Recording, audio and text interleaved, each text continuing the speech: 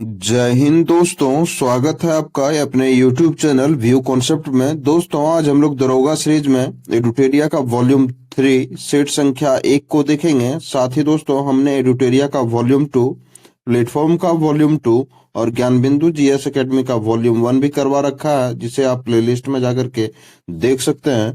तो दोस्तों, चलिए शुरू करते हैं आज का पहला प्रश्न।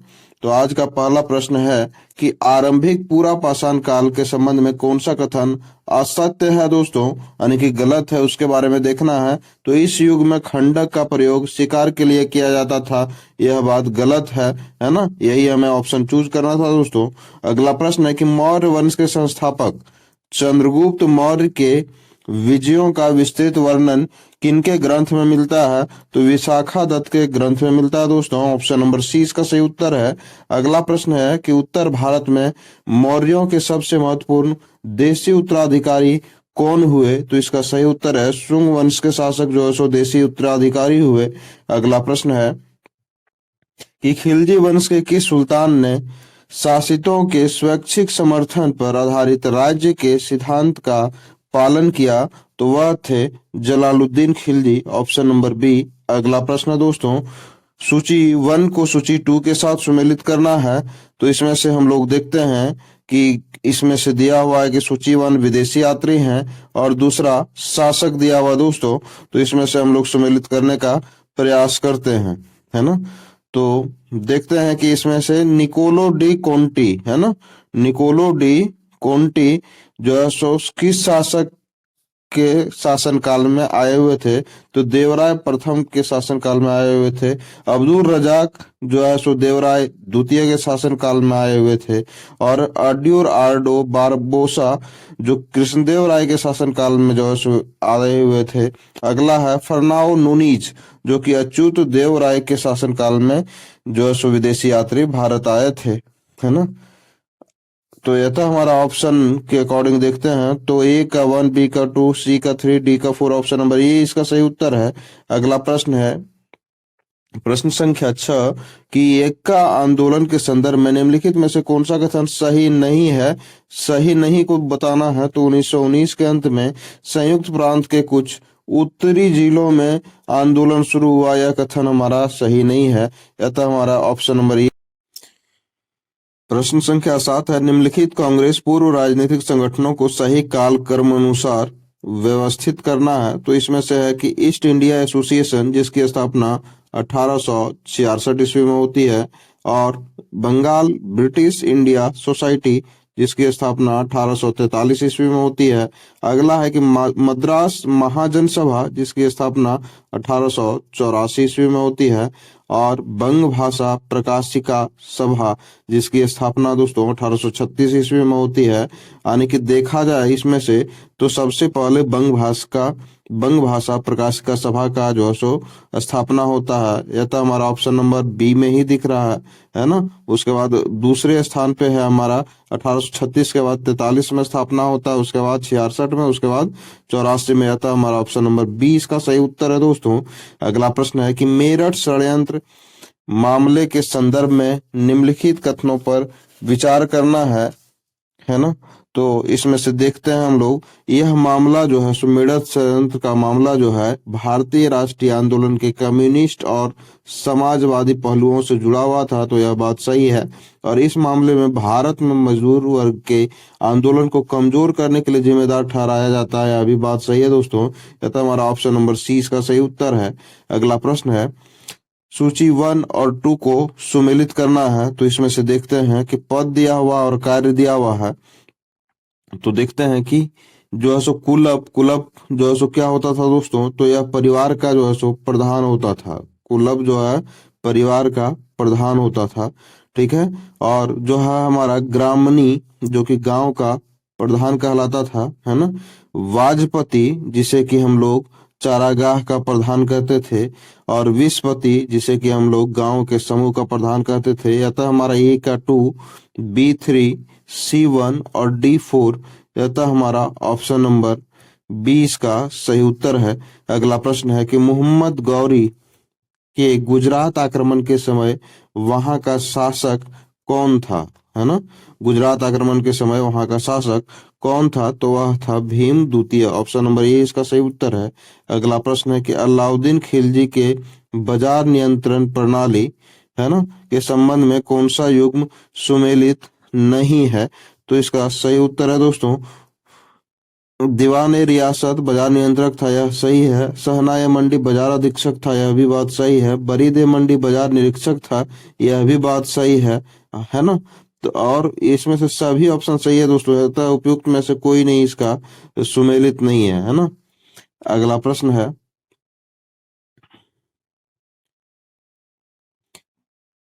प्रश्न संख्या 12 है कि निम्नलिखित युग्मों पर विचार कीजिए। तो नरमपंथी और संबंधित संगठन है, तो आनंद बोस का संबंध जो है सो इंडियन एसोसिएशन से था, तो यह बात हमारा सही है। और जस्टिस एमजी रानाडे का संबंध पूना सार्वजनिक सभा से था, यह भी बात सही है।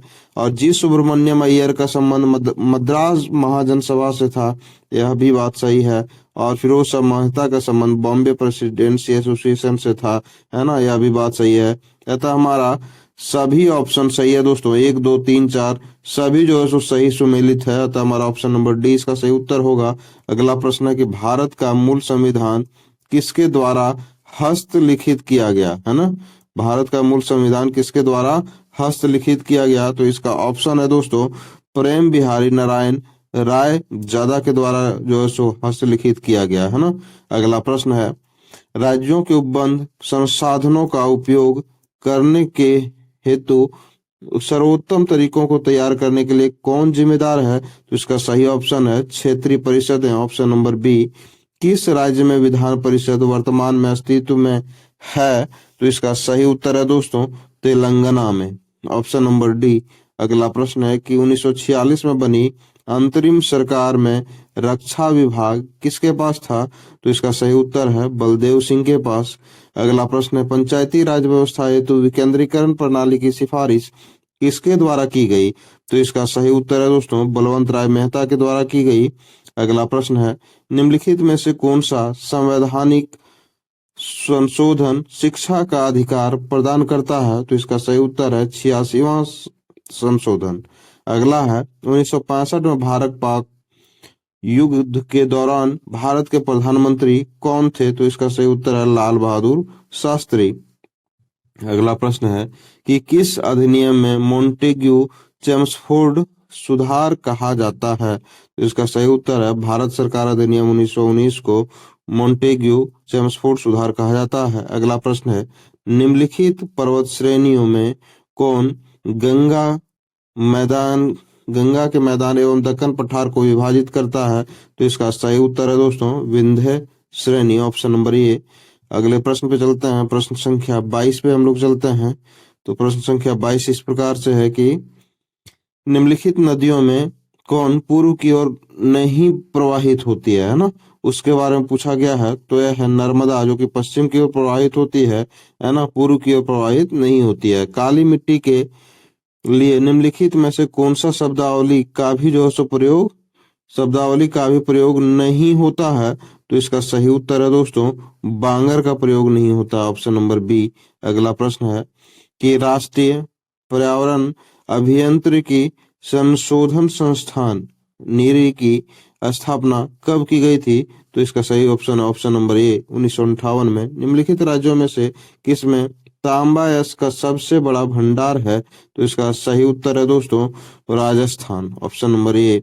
अगला प्रश्न है कि दिया हुआ है कि पूर्वी उत्तर प्रदेश एवं बिहार के भाग निम्नलिखित मैदानों में से किसमें सम्मिलित है? तो इसका सही उत्तर है दोस्तों मध्य गंगा मैदान, ऑप्शन नंबर बी। अगला प्रश्न है कि कुमायूं हिमालय के संबंध में निम्नलिखित में से कौन सा कथन असत्य है बोला जा रहा है? तो देखते हैं कि इसका विस्तार काली नदी से तीस्ता नदी तक है, यही ऑप्शन असत्य है दोस्तों, ऑप्शन नंबर ए इसका सही उत्तर है। अगला प्रश्न है, निम्नलिखित में से कौन ताजे पानी की झील नहीं बल्कि एक लैगून झील है ना? तो इसका सही उत्तर है चिल्का झील, जो है सो ताजे पानी की झील नहीं है, खारे पानी की झील है, और यह एक लैगून झील है। अगला प्रश्न है कि चिकित्सा स्थितियों का निदान करने के लिए एमआरआई, है ना, में किसका उपयोग नहीं होता है? तो इसका सही उत्तर है एक्स किरणों का उपयोग उसमें एमआरआई में नहीं होता है। अगला प्रश्न है कि अल्फा कण के दो धन आवेश होते हैं, इसका द्रव्यमान लगभग किसके बराबर होता है? तो इसका द्रव्यमान हीलियम के एक परमाणु के नाभिक के बराबर होता है। अगला प्रश्न है निम्नलिखित में से कौन सा कथन सही है ना? सही कथन पे हम लोग विचार करेंगे। तो इसमें से दिया गया है कि कैल्शियम कार्बोनेट जो है दांत दंत पेस्ट का एक अवयव होता है ना? कैल्शियम कार्बोनेट दंत पेस्ट का एक अवयव होता है। ऑप्शन नंबर 20 का सही उत्तर है। अगला प्रश्न पे चलते हैं हम लोग। मानव शरीर में पाए जाने वाले तत्वों का सही क्रम कौन सा है? तो सबसे अधिक नाइट्रोजन इसमें से इस ऑप्शन के अकॉर्डिंग दोस्तों नाइट्रोजन सबसे अधिक पाया जाता है, उससे कम कैल्शियम और उससे कम मैग्नीशियम पाया जाता है। तो हमारा ऑप्शन नंबर 20 का सही उत्तर है। अगला प्रश्न है कि इलेक्ट्रॉन की तरंग प्रकृति की खोज किसने की थी? तो इसका सही उत्तर है डी ब्रॉगली ने। Option number C. अगला प्रश्न है कि व्यावसायिक मोटरों के संदर्भ में निम्नलिखित में से कौन सा कथन सत्य है? तो इसका सही उत्तर है दोस्तों कि इनमें से विद्युत चुंबक प्रयोग किए जाते हैं, यह बात सत्य है। इसमें कुंडली को गर्म लोह क्रोड पर लपेटा जाता है, यह भी ऑप्शन सही है। और इनकी शक्ति अधिक होती है, यह भी ऑप्शन सही है दोस्तों। यथा हमारा सभी ऑप्शन सही है। ऑप्शन नंबर डी इसका सही उत्तर है। अगला प्रश्न है कि क्षारीय धातु प्रबल अपचायक है, इसका कारण है कि निम्न आयनन ऊर्जा। Option number A. अगला प्रश्न है कि गुण दिया हुआ है और इसमें से अधातु दिया हुआ है, तो इसको हम लोग सुमेलित करने का प्रयास करते हैं, है ना? तो इसमें से सबसे हल्का आधात्विक तत्व कौन सा होगा? तो यह हाइड्रोजन होगा। और उसके बाद द्रव आधात्विक तत्व कौन सा होगा? तो यह ब्रोमीन होगा। और अधातु जिसमें चमक होती है तो वह आयोडीन है। और अधातु जो विद्युत की श्रेष्ठ चालक है तो वह ग्रेफाइट है दोस्तों। यह हमारा 3412 इसका सही उत्तर है। तो हम लोग देखते हैं ऑप्शन नंबर डी इसका सही उत्तर है। अगला प्रश्न है कि समस्थानिक C14 6 संबद्ध है किससे संबंध है दोस्तों? तो यह जीवाश्म की आयु निर्धारित करता है। C14 है ना? ऑप्शन नंबर सी इसका सही उत्तर है। अगला प्रश्न है दोस्तों कि किस आधार पर एक उसके होते हुए भी अमीबा को प्रोटिस्टा जगत का सदस्य जबकि राइजोबियम को मोनेरा जगत का सदस्य माना जाता है? तो यह इसका कारण है दोस्तों केंद्र की संरचना के आधार पर इन्हें जो है सो अमीबा को प्रोटिस्टा जगत का सदस्य माना जाता है और राइजोबियम को मोनेरा जगत का सदस्य माना जाता है। अगला प्रश्न है प्रश्न संख्या 39 की ओर चलते हैं हम लोग। तो प्रश्न संख्या 39 पे चलते हैं दोस्तों। तो निम्नलिखित में से रुधिर की संरचना के संदर्भ में कौन सा कथन असत्य है? इस पर हम लोग को चयन करना है असत्य कथन का, है ना? गलत कथन का चयन करना है। तो रुधिर दो घटकों से मिलकर बना होता है, प्लाज्मा 55% और कोशिकाएं 45%। यह ऑप्शन तो हमारा सही है, असत्य तो नहीं है। और रुधिर के लाल रंग होने के कारण जो है सो आरबीसी में उपस्थित हीम यानी कि लोह युक्त प्रोटीन होता है, तो यह भी कथन हमारा सत्य है दोस्तों। और रुधिर में सर्वाधिक संख्या में आरबीसी पाई जाती है जिनका जीवन काल 3 माह तक होता है। यह ऑप्शन हमारा गलत है दोस्तों। ऑप्शन नंबर तो इसमें असत्य कथन को पूछा जा रहा था, तो कथन नंबर 3 हमारा सत्य है, अतः हमारा ऑप्शन नंबर 20 का सही उत्तर है। अगला प्रश्न है कि जीवों के संदर्भ में निम्नलिखित में से कौन सा जो सो अनुक्रम सही है? तो हम लोग सही अनुक्रम को देखते हैं। तो सैलामेंडर, अजगर और कंगारू जो है सो इसका जीवों के विकास के संदर्भ में सही जो सो अनुक्रम है ऑप्शन नंबर सी। अगला प्रश्न है कि मानव शरीर में श्वसन वर्णक जो है तो कौन है श्वसन वर्णक? तो हीमोग्लोबिन है श्वसन वर्णक। अगला है कि किसी सरल लोलक या कमानी से लटके हुए पिंड के दोलन प्रणोदित कहलाते हैं जब जब बाह्य कारक दोलन को निरंतर बनाए रखता है ना? Option number B. अगला प्रश्न है कि आधुनिक आवर्त सारणी के वर्ग में ऊपर से नीचे आने पर तत्वों के विद्युत ऋणात्मकता पर क्या प्रभाव पड़ता है? तो इसका सही उत्तर है यह घटती है। विद्युत ऋणात्मकता ऊपर से नीचे आने पर घटती है ना। अगला प्रश्न है कि निम्नलिखित में से कौन सा पौधों में मौजूद सरल अस्थायी ऊतकों का एक समूह है? तो इसका सही उत्तर है पेरेन्काइमा, कोलेन्काइमा और स्क्लेरेन्काइमा जो है सो यह सरल अस्थायी ऊतकों का एक समूह है। Option number A. अगला प्रश्न है कि निम्नलिखित में से कौन सा विटामिन बी कॉम्प्लेक्स का सदस्य नहीं है? बी कॉम्प्लेक्स का सदस्य नहीं है तो एस्कॉर्बिक एसिड जो है हमारा बी कॉम्प्लेक्स का सदस्य नहीं है। यह तो हमारा ऑप्शन नंबर बी इसका सही उत्तर है। अगला प्रश्न है दोस्तों प्रश्न संख्या 46 है ना। प्रश्न संख्या 46 पे हम लोग चलेंगे। सूची इसमें से 46 में से है कि सूची 1 और 2 को मिलान करें एवं कूट का प्रयोग कर सही उत्तर चुनना है। तो इसमें से देखने का प्रयास करते हैं हम लोग सही उत्तर क्या है। तो सूची 1 और सूची 2 दिया हुआ है। तो राइबोसोम की खोज जो है सो किसने की थी? तो इसकी खोज फेल्डे ने की थी, है ना। अगला है कि माइटोकॉन्ड्रिया की खोज किसने की थी? तो रिचर्ड अल्टमैन ने की थी। और केंद्रिका की खोज यदि बोला जाए तो यह फेलिक फोंटाना ने की थी। और कोशिकी सिद्धांत का प्रयोग जो है सो जो उसका खोज है दोस्तों वह स्लाइडेन व स्वान ने किया था। यह था हमारा 3412 यानी कि ऑप्शन नंबर सी इसका सही उत्तर है। अगला प्रश्न है कि निम्नलिखित युग्मों पर विचार करना है ना।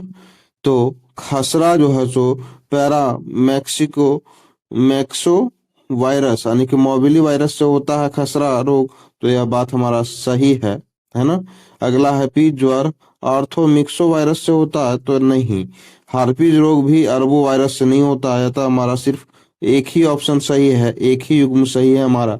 अगला प्रश्न है कि निम्नलिखित में से कौन सा कथन असत्य है? तो असत्य कथन को हम लोग चुनने का प्रयास करते हैं, है ना। तो इसमें से देखते हैं कि पौधों की चौड़ाई में वृद्धि एब्सिसिक अम्ल के द्वारा होता है। तो यही ऑप्शन हमारा असत्य है, ऑप्शन नंबर बी। अगला प्रश्न है कि 2025 में कुल कितने नागरिकों को पद्म पुरस्कार प्रदान किए गए? तो इसका सही उत्तर है दोस्तों 139, ऑप्शन नंबर सी।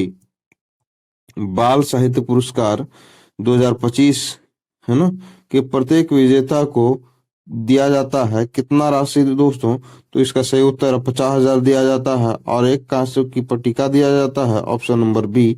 अगला प्रश्न है कि मैन बुकर अंतर्राष्ट्रीय पुरस्कार 2025 जो कि मोस्ट वीवीआई प्रश्नों में से एक है दोस्तों, है ना। आपके एग्जाम में छपने वाला प्रश्न है कि मैन बुकर अंतर्राष्ट्रीय पुरस्कार 2025 जीतने वाली कृति हार्ट लैम्प किस भाषा की कृति है ना। तो कृति जो है सो हार्ट लैम्प किस भाषा की कृति है? तो यह कन्नड़ भाषा की कृति है, ऑप्शन नंबर डी। प्रथम विज्ञान रत्न पुरस्कार किसे दिया गया है? तो वह है दोस्तों जी पद्मनाभन को, ऑप्शन नंबर बी। अगला प्रश्न है कि आईपीएल 2025 में वैभव सूर्यवंशी ने कितने गेंदों में शतक बनाया था, है ना। तो यह है 35 गेंदों में शतक बनाया था उन्होंने। अगला प्रश्न है दोस्तों प्रश्न संख्या 54। तो इसमें से है कि किस देश की लेखिका को जो है सो साहित्य की नोबेल पुरस्कार दिया गया, है ना। साहित्य का नोबेल पुरस्कार किन्हें दिया गया है? तो वह है दोस्तों हंगरी के, है ना, ऑप्शन नंबर ए। अगला प्रश्न है केंद्रीय बजट 2025-26 में विकास के लिए कितने इंजन की पहचान की गई है? तो इसका सही उत्तर है 4 इंजन की, ऑप्शन नंबर ए। अगला प्रश्न है कि हाल ही के आंकड़ों के अनुसार विश्व का सबसे बड़ा ऋणदाता देश जो है सो कौन सा है? तो इसका सही उत्तर है जर्मनी। अगला प्रश्न है किस भारतीय शहर को वेटलैंड सिटी का दर्जा मिला है? तो इसका सही उत्तर है दोस्तों इंदौर। अगला प्रश्न है कि कौन सा देश एशियन विकास बैंक का 69वां जो है सो सदस्य बन गया है? तो 69वां सदस्य कौन सा बना है? तो इसका हम लोग देखने का प्रयास करते हैं। तो वह है दोस्तों इजराइल, है ना। इजराइल जो है सो एशियन विकास बैंक का 69वां सदस्य बन गया है, ठीक है। अगला प्रश्न है कि केंद्रीय बजट 25-26 की घोषणा के अनुसार मखाना बोर्ड की स्थापना कहाँ किया जाना है? तो वह है बिहार में। अगला प्रश्न है कि 97वां जो है सो ऑस्कर अवार्ड में जो है सो सर्वश्रेष्ठ फिल्म का पुरस्कार किसे दिया गया? तो इसका सही उत्तर है अनौरा को दिया गया है, अनौरा को। अगला प्रश्न है कि जनवरी 2025 में पद्म विभूषण पुरस्कार के लिए सम्मानित श्रीमती शारदा सिन्हा को अन्य कौन कौन से पुरस्कारों से सम्मानित किया जा चुका है? तो इसका सही उत्तर है पद्म भूषण से, पद्मश्री से और संगीत नाटक अकादमी पुरस्कार से भी सम्मानित किया जा चुका है। अतः इनमें से सभी इसका सही उत्तर होगा। अगला प्रश्न है कि बिहार विधानसभा चुनाव 2025 जिसमें कि हम लोगों ने भी भाग लिया था दोस्तों, चुनाव सफल करवाने में हम लोगों का बहुत महत्वपूर्ण योगदान था, है ना।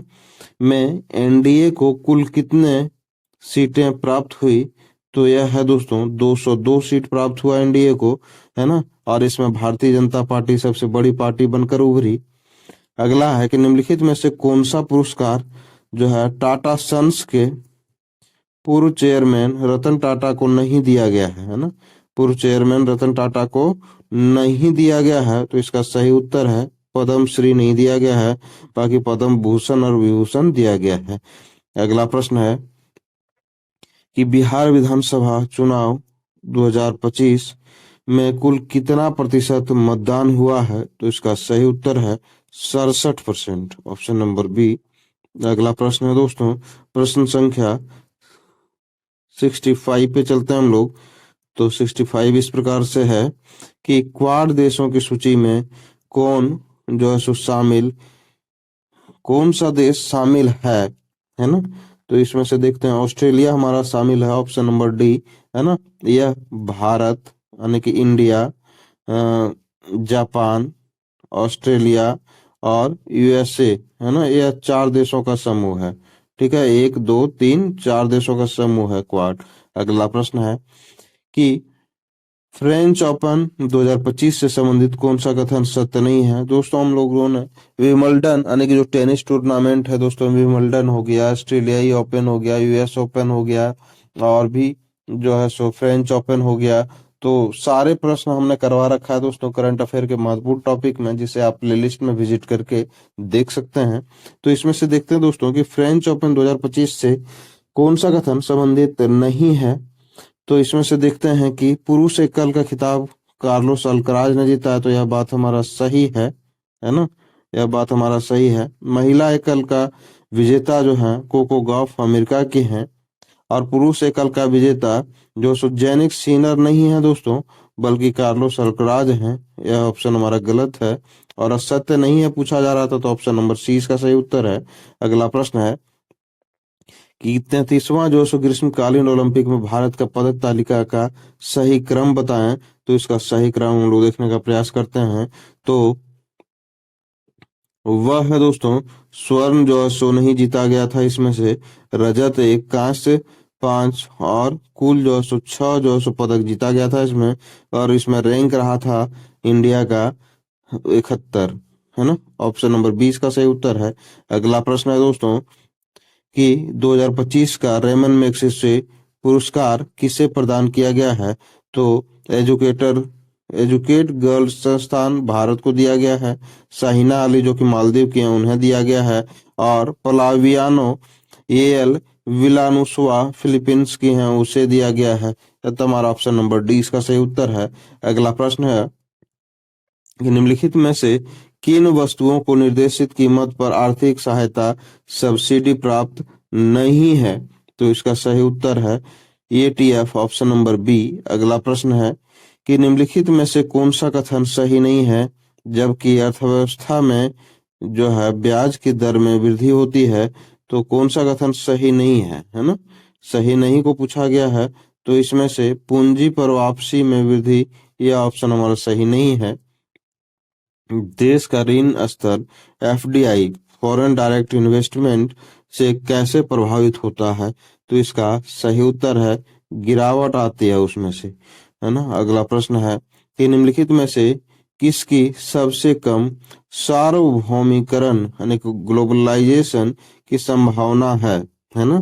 तो इसका सही उत्तर है दोस्तों पूंजीगत कार्यों की स्थापना का संभावना है, ऑप्शन नंबर बी। अगला प्रश्न है, निम्नलिखित में से कौन सा विश्व व्यापार में गैर सीमा शुल्क का अवरोध नहीं है? तो इसका सही उत्तर होगा आयात शुल्क की दर का एक रूपता से निर्धारण जो है सो गैर सीमा शुल्क का अवरोध नहीं है ना। अगला प्रश्न है कि नोबेल पुरस्कार प्राप्त करने वाली प्रथम जो भारतीय महिला कौन है? तो इसका सही उत्तर है दोस्तों मदर टेरेसा, जिन्हें कि 1979 ईस्वी में नोबेल पुरस्कार से सम्मानित किया गया था। प्रश्न संख्या 75 को देखने का प्रयास करते हैं हम लोग। तो 75 इस प्रकार से है कि उपनाम एवं संबंधित व्यक्ति को सुमेलित करना है। तो हम लोग जानते हैं कि लौह पुरुष के नाम से किन्हें जाना जाता है? तो वह है सरदार वल्लभ भाई पटेल, है ना। बंगाल का बाघ सुभाष चंद्र बोस को नहीं कहा जाता है। भारत की आयरन लेडी जो है सरोजिनी नायडू को नहीं कहा जाता है। यह तो हमारा ऑप्शन नंबर ए इसका सही उत्तर है। अगला प्रश्न है, प्रश्न संख्या 76 को देखते हैं। तो इसमें से दिया हुआ है खेल और उससे जुड़ी शब्दावली। तो स्मैश और फॉल्ट जो कि संबंधित हैं किससे? तो बैडमिंटन से, है ना। और विशप और चेकमेट, चेकमेट तो हम लोग जानते हैं कि शतरंज से, और विशप भी हमारा संबंध है शतरंज से। अगला प्रश्न है दोस्तों कि बुली और रेड कार्ड जो इसका की संबंध किससे है? हॉकी से, है ना। थ्रोइन और ब्लाइंड साइड किससे संबंधित है? तो यह फुटबॉल से संबंधित है दोस्तों। यह था हमारा 4132 यानी कि ऑप्शन नंबर डी इसका सही उत्तर है। अगला प्रश्न है कि संयुक्त राष्ट्र संघ के अभिकरण एवं उनके मुख्यालय का सही जो है मिलान करना है। तो इसमें से देखते हैं कि सही मिलान क्या है। तो इसमें से है कि अंतर्राष्ट्रीय मुद्रा कोष जो कि कहाँ जो है इसका मुख्यालय है? तो वाशिंगटन डीसी में है ना। और इसमें से देखते हैं दोस्तों, तो इसमें से है कि संयुक्त राष्ट्र विकास कार्यक्रम यानी कि यूएनडीपी का मुख्यालय देखा जाए तो इसका मुख्यालय न्यूयॉर्क में है। विश्व व्यापार संगठन का मुख्यालय देखा जाए तो इसका मुख्यालय जेनेवा स्विट्जरलैंड में है। और खाद्य एवं कृषि संगठन का मुख्यालय देखा जाए तो इसकी जो है सो मुख्यालय रोम में है जो कि इटली में अवस्थित है ना। यह था हमारा 1423 ऑप्शन नंबर बी इसका सही उत्तर हो जाएगा। अगला प्रश्न है, आविष्कार एवं आविष्कार में से कौन सा युग्म सही सुमेलित है? तो देखते हैं कि डीजल इंजन जिसका कि आविष्कार रुडोल्फ डीजल ने किया था, यही ऑप्शन हमारा दोस्तों सही था, है ना। सॉरी, यही ऑप्शन हमारा सही था दोस्तों, ऑप्शन नंबर डी। अगला प्रश्न है कि अंतरराष्ट्रीय सीमा रेखा और संबंध देशों को युग्म सही सुमेलित नहीं है पूछा जा रहा है। तो इसका सही उत्तर है दोस्तों सिगफ्रायड रेखा जर्मनी और पोलैंड के बीच अवस्थित है। यह ऑप्शन हमारा सही नहीं था, ऑप्शन नंबर सी इसका सही उत्तर होगा। अगला प्रश्न है, विभिन्न देशों की संसद और देश का कौन सा युग्म सुमेलित नहीं है ना। तो इसमें से देखते हैं कि जापान के संसद को डाइट कहते हैं, नेपाल के संसद को राष्ट्रीय पंचायत कहते हैं, यूएसए के संसद को कांग्रेस कहते हैं। या तो उपयुक्त में से कोई नहीं ऑप्शन सुमेलित नहीं है, यानी कि उपयुक्त का सारा ऑप्शन सुमेलित है ना। ऑप्शन नंबर डी इसका सही उत्तर होगा।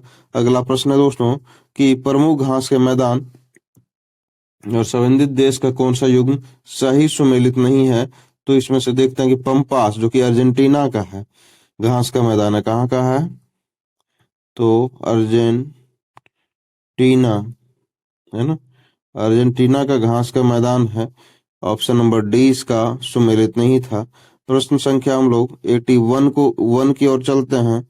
तो प्रश्न संख्या 81 हमारा इस प्रकार से है कि